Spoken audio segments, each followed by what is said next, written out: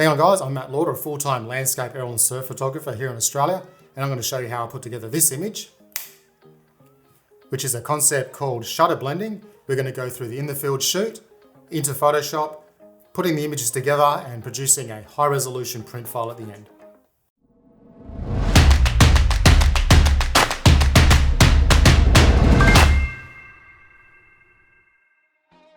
Okay, so the whole principle behind doing shutter blending is you've got a scene in front of you and you've got these action movements happening. You could have a wave splashing in the background, you could have nice water flow in the middle, you've got water draining off the rocks. But the thing is that none of these things happen all in one frame. So what you do is you basically are shooting your image, thinking about adding all those concepts and all those movement events into a single frame. So you're basically going to be sitting there watching the wave splash, click, click, click. Watching the water roll off rocks, click, click, click. Watching the water backdraft or come in, click, click, click. So if the whole idea is like that, so you can go back into Photoshop later on, go through Lightroom, whatever you're using, and select the images you want to create that final image. No different than if you're doing a concept like focus stacking. You're going to change your focus points in between your image. You've got that set of shots, but then you might change your focus points slightly. Instead of focusing here, you might focus there. Put that through. You don't just do the sequence once then go home. You want to make sure that when you get back that you've got a whole bag of images to select from to create that focus stack that you want with full detail through your shot, and shutter blending is no different than that at all. So what we're going to do, we're going to now go out in the field and you'll see me talk about actually capturing the images, and then we're going to jump into Photoshop, put them together, do the blending of the water, and then we'll go through all the way through the post-production process to a high resolution print file at the end. Okay, so what I'm going to show you is how to do a technique called shutter blending.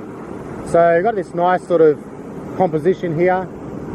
Just going to get my cameras all set up, ready for it. So what you can see is we've got like the nice water flowing over here on the right. And we've got these lot of water movement. So we're going to have large splashes in the background. We're going to have like a lot of whitewashed water come through here. So we're going to try and manipulate our image a bit with having different textural shutter speeds. So then we'll blend it in later in Photoshop and it'll be called shutter blending. So basically I'm going to play around with my ISO and my shutter speed and leave my aperture the same. So I'll just take a first shot. I'll just make sure I focus 1/3 into my scene.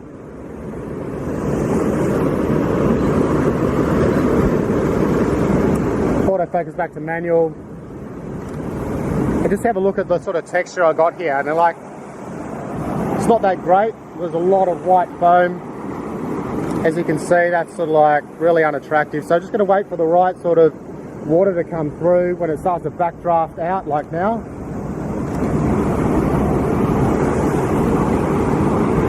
Just going to change my shutter speed. I'm going to go up a stop. And then go up a stop in shutter speed, make a slight adjustment for my exposure. And what I'm looking for is, I can be looking for splashes in the background. That's going to be one shot. I can watch for water movement right here in the foreground as it backdrafts out. So you might not be able to get the water backdrafting with the splash in the background all in one shot, but you can actually shutter blend it, so you can actually create that single frame look in your image. So if you're looking for different textural components, like on the bottom right hand side here where that water sort of drafts out like now, take some shots of it. Waves in the background, look at that splashing there, so I'll go shoot that. Now the water's backdrafting in the foreground here, take some shots of that. And you're going to compile all these shots later. So you come in, hit play, and have a look at what we got. There's our wave splash in the background. There's our water backdrafting on the bottom right. And you're just going to go through and just compile all these different shots together to create one master file.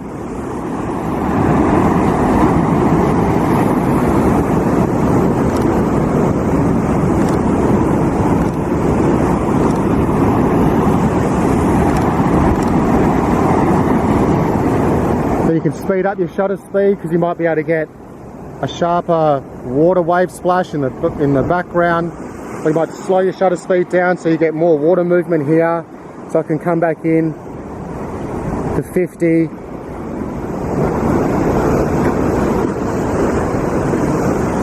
And then just wait, so it's really calm now, so I might just take some slower sort of shots as that whitewash water just sort of washes around. We don't have all that sea foam.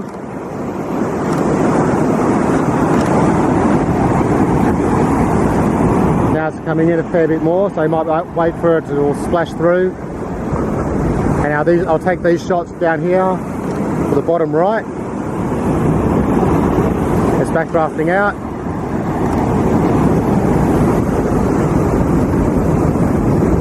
Some wave splashes in the background, more backdrafting. That looks really good, that does. So that whitewashed water, once it dissipates, you probably find that peaking might disappear. If it doesn't, I'll just make a correction.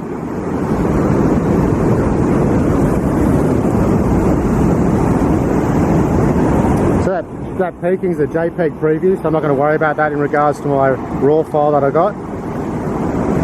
And that's how you do it. That's how you go about doing shutter blending, where you're just manipulating your shutter speeds to get different movement effects in a scene where you do have a lot of fast moving water and things like that, and you blend it all together to create one beautiful final masterpiece, I guess.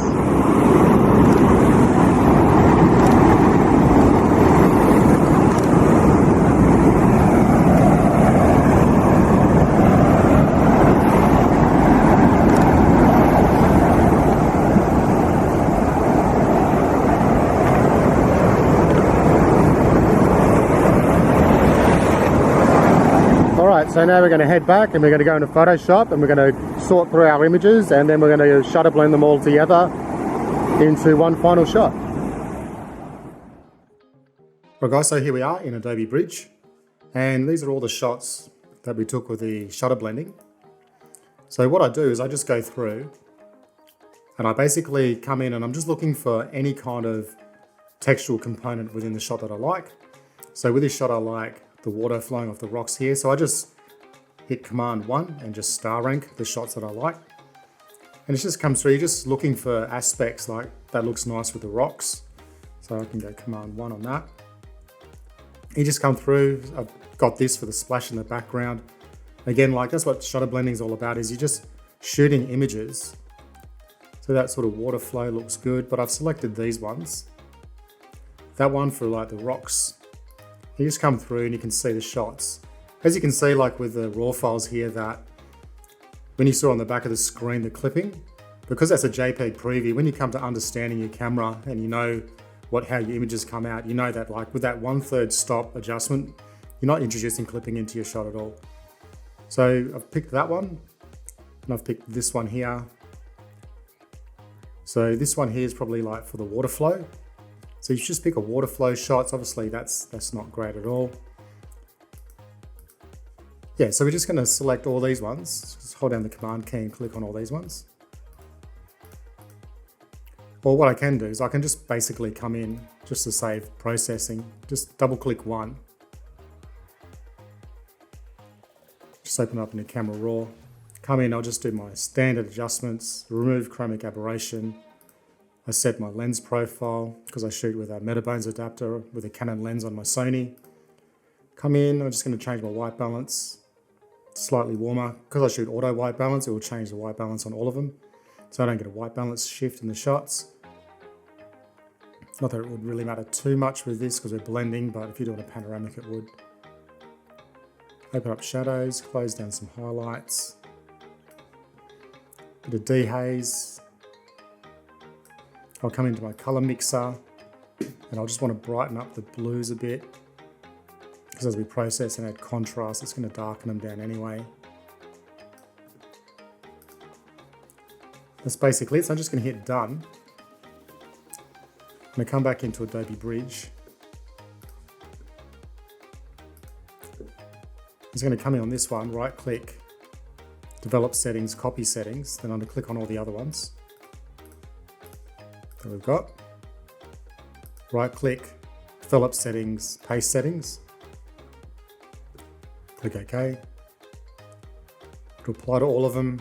And I'm just going to come in, I'll select them all, or select the ones there. Hold down my Shift key, double click, and they'll just open directly into Photoshop and bypass Camera Raw. Okay, so here's all our shots. So what I do is I best look for an image that I want to have as my base image. So one that's going to basically give me the most in the shot that I want to blend in. So I kind of like this one here, looks quite nice. That looks nice as well. So I'm going to go with this one. So I'll just move it over to the right. And then with all these other shots, I just basically drag them out, drag and drop them onto the image. I'm sure there's a way that you can just stack them quickly, but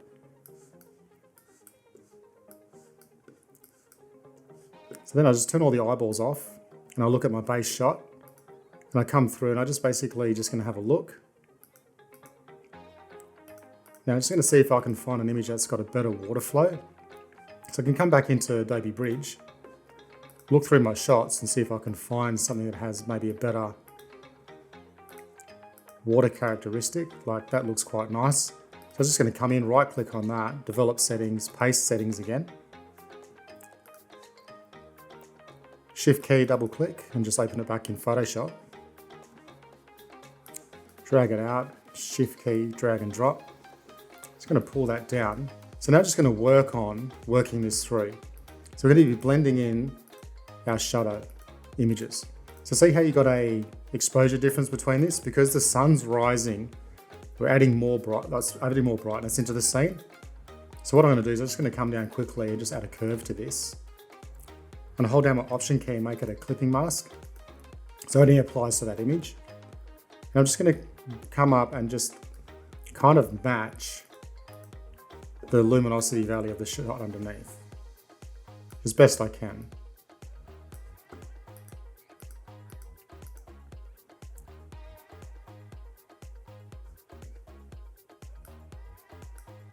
Without making the water pop too much.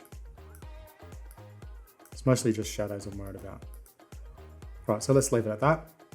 So what I'm going to do is I'm going to come in, hold down my Option key, click on this so it sets it as a black, B for my brush tool, and now you're just going to come through and just paint in elements of the shot that you want to keep.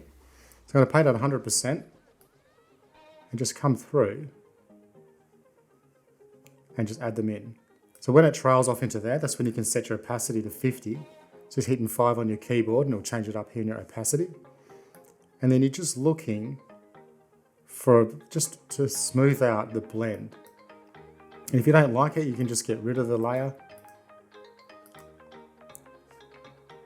So if we just keep that, then we look at this one. This is for our backsplash up there. Again, hold down the Option key, click on the new mask icon. I'm going to paint at 100%. I'm just going to paint that in.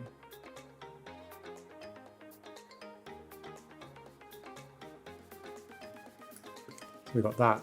Now this shot, nothing really to do with that one. This one here, maybe I like the water flow in that one better. So B for my brush tool, open it up, type 100. Come through, and this might give a bit of a better sort of looking blend in the water. It looks a bit more realistic without sort of coming in. Now the next one.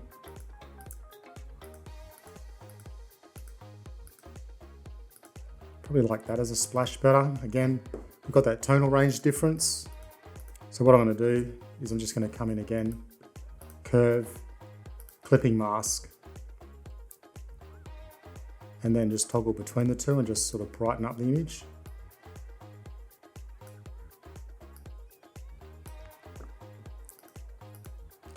So then I'll hide this as a mask. Option, click on the mask, B for my brush tool, open it up. You can see how I got that sort of funny transition. So what I'm going to do is I'm just going to come back into my curve and just try and find the balance between the two.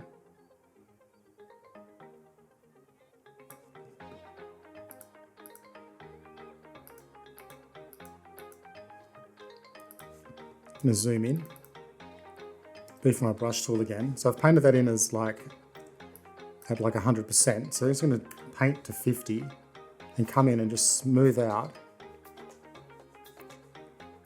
the lighting. Just toggle your eyeball on and off and just sort of see how you're going. Open up your brackets even more, set your opacity to 30 and just feather it all out. Turn it off and back on. So then now we're going to zoom back out, come back in for this shot. So that looks quite good. That could be another nice shot to do another blend. So with this shot, I like the water coming off the rocks here. Again, we got the same exposure value difference, probably by 1/3 of a stop. Clipping mask again. Come in and we're just going to brighten that up just to match the water. I'm just going to mask it in. Option key, mask again, beef your brush tool at 100% and just come in and paint in. So you've got to paint in the water as well because you've got to show where that actually is coming from. Just going to undo that.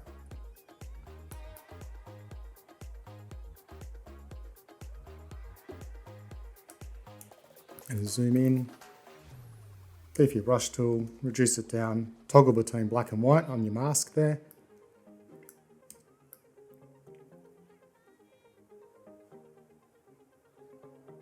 Let's bring that back in. Change back to white, and then just paint in all this water flow. Hold down the shift key, click on your mask and sort of see how much you got to add. So it's a fair bit up here.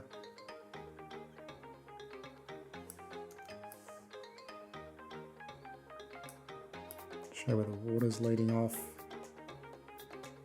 There's some splash that I don't like.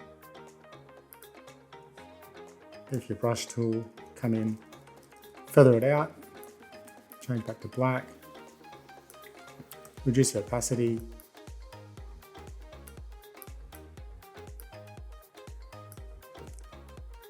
before, after, back to your brush tool, 100%. Again, so you're just playing around and just sort of getting what you can in the shot. Make sure this water sort of flows into here, looks natural. Again, if you've got a harder transition, just change your opacity and feather it in.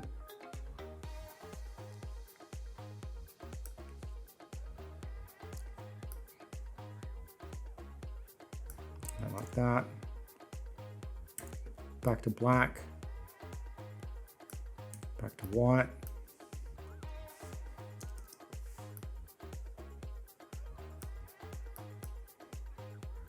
Change your opacity, fade it out, zoom back out. So you get the idea. Like you can sit there and really play with blending it all in.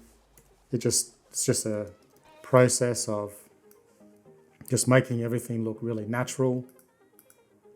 So I'm just going to play with my curve now because I think that's a little bit too high in exposure.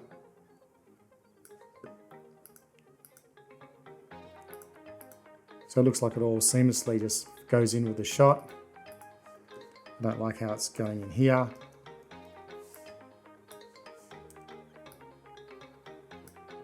Make sure you're playing on the right mask.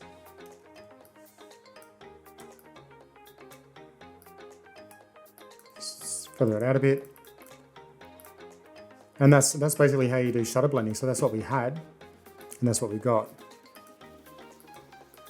Just by adding in those components. Some images can be more drastic than others, but others can just be very simple, or you could do this on a red sunrise and you just still shutter blending different elements of your shot together, because what are the chances of getting this big splash, water on that rocks, backdrafting, all that sort of stuff in one shot. You might get it in one shot, but just think outside the box and shutter blend what you want into your image. So we can edit this now. So once our blending's done, just flatten your image and then just come through with your basic editing. Okay, so I'm just going to come in with maybe a darks 3 luminosity mask, layer, curve, We'll go through, do tonal range, contrast, color. Give it a good pull there. Then we'll kind of come in, just add some like dynamic contrast, 2 hue saturation layers.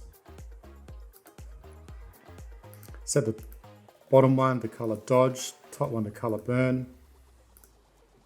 Just turn that one off. Grab your fill, pull your fill all the way down, and then just build it up.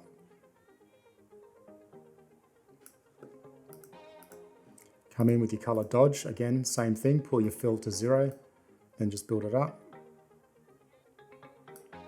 That's a bit too much, only at 7%. You don't really have to put the color burn too high. So that's before, after. Come in, have a look at your highlights. Beef your brush tool. Painting white, painting black on a white mask, set your opacity to like 20. And you just come through and just paint out some of the areas you think might just need a bit of protection. Then if you've got really extreme areas, you can just create a luminosity mask targeting highlights and then paint them in over this mask, but we don't need to do that for this. Zoom back out. Now color, we can come in, just do a saturation vibrancy mask.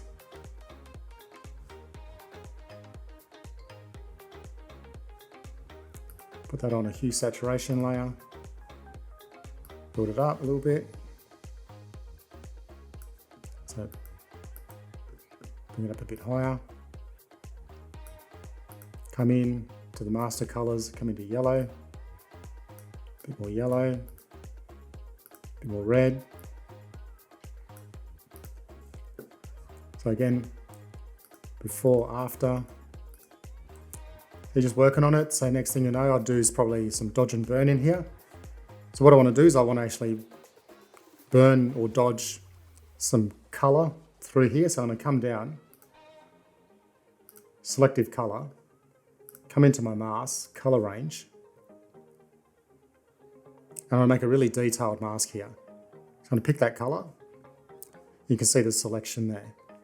So usually you just come in your selection preview, and you can just select which one you want. So grayscale is really good because you can see the separation now between the blue and that tonal range of yellow that we've done with the eyedropper. Click OK.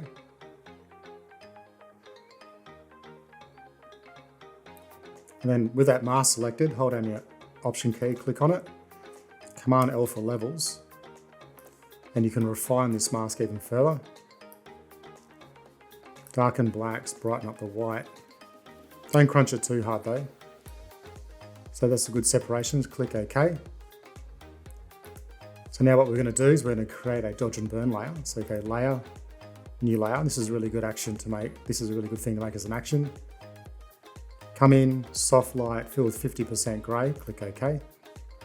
I'm going to come in on my selective colour layer now, hit channels, load it in as a channel, come back in, click on my dodge and burn layer, Command H to hide the marching ants, grab my eyedropper tool, pick my colour, which sets it in your palette, pull it up, just make it a bit high and a little bit warmer, click OK, B for your brush tool. Now if I set it something extreme like 100, see how it's not touching at all the blue? So undo that, drop my brackets down, hit 1 on my keyboard for 10%, and then you can just sort of brighten up the areas that would be within your mask there.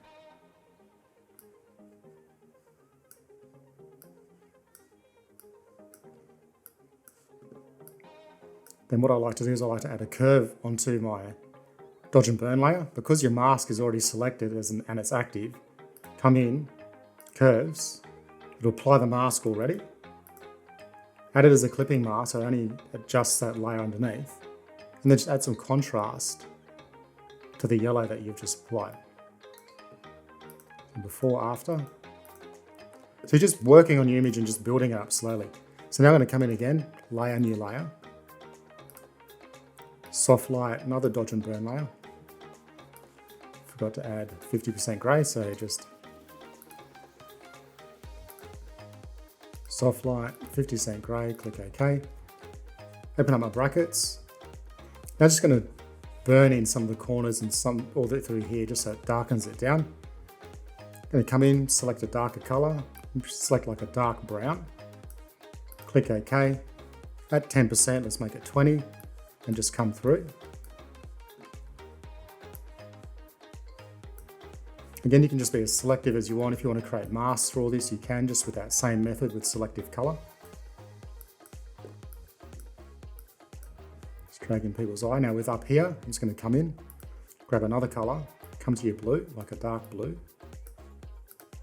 at 10%, and just vignette the image slightly.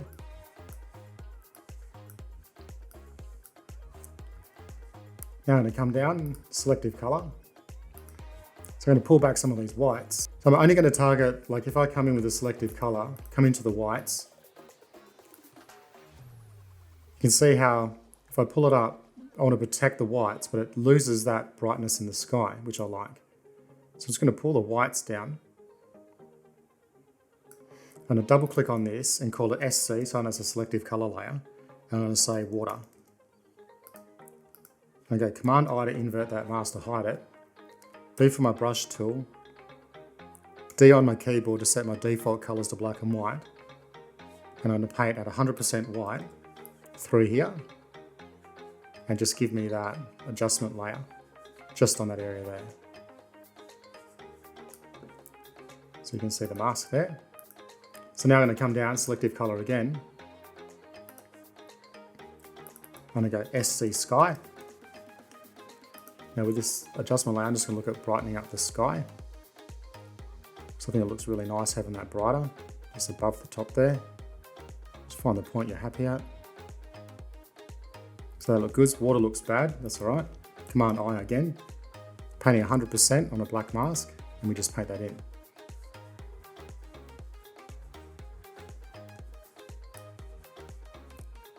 So then I can come in again, layer, new dodge and burn layer. Soft light, 50% grey. D on my keyboard, default colour's black, let's say 20%. Now I'm just going to do black through here.